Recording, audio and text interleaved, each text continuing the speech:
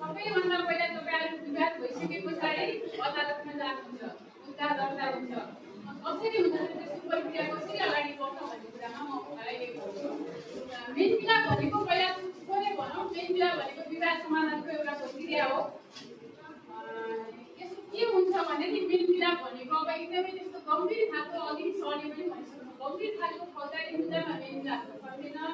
हामीले देवानी खालको भन्दा चाहिँ एकदमै घर गाउँमा यसो बोलिने भाषामा के हुन्छ भन्दाखेरि अब देवानी प्रकृतिका यस्तो ठुलो साग सिमाना के अरे छरछिमेकीहरू झगडा भएको विषयहरू यस्ता सानो विषयमा चाहिँ देवानी प्रकृतिको विषयमा चाहिँ मेन विवादको प्रक्रियाबाट चाहिँ विवाद समाधान हुन्छ।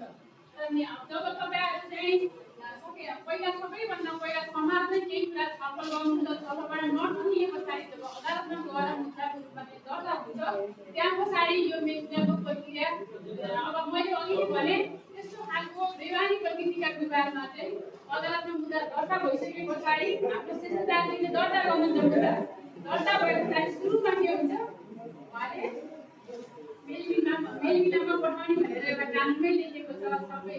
किन भन्दाखेरि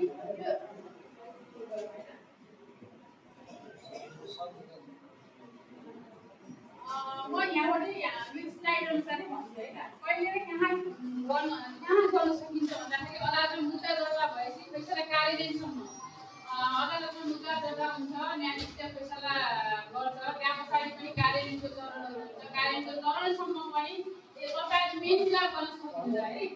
मेन विवाद भनेको तपाईँको कस्तो हो भने नि विवादमा चाहिँ एकदमै विवाद छ, त्यसलाई समाधान गर्ने हो क्या, दोषलाई समाधान गर्ने प्रक्रिया हो। अनि अदालतमा जो मुद्दामा आउने समुदाय र न्याय समितिमा पनि अहिले केही एउटा चाहिँ सामुदायिक मेन विवादको एउटा पनि छ।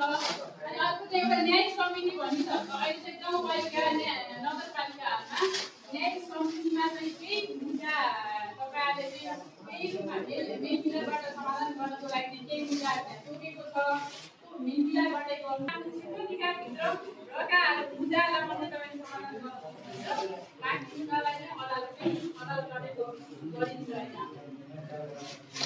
अब हाम्रो यो नियमित अदालत पद्धति हो। जस्तै किन चाहिँ मेन विवादलाई किन चाहिँ हामीले चाहिँ जोड दिन्छौँ भन्दाखेरि अदालत भनेको अब अदालतमा जानु पर्यो, मुद्दा दर्ता गर्नु पर्यो, तपाईँलाई कानुनी ज्ञान पनि छैन, कुनै वकिललाई लिनु पर्यो, वकिलले के लिन्छ लिनुहुन्छ वकिल साहबहरूले अनि यहाँ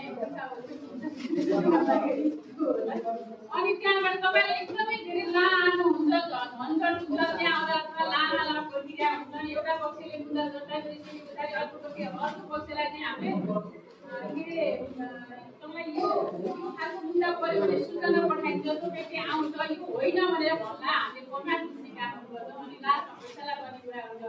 यस्तो गर्दाखेरि तपाईँलाई केही कुरा थाहा हुँदैन, वकिल साथमा तपाईँ जानुहुन्छ अनि तपाईँलाई त्यहाँ के अरे अदालतसम्म जानको लागि चाहिँ पैसा पनि लाग्छ। त्यस कारणले यो कुरा एकदमै बढी महँगो पर्छ, न्याय महँगो पर्छ, लामो झन्झटिलो पनि हुन्छ, समय पनि लाग्छ। त्यस कारणले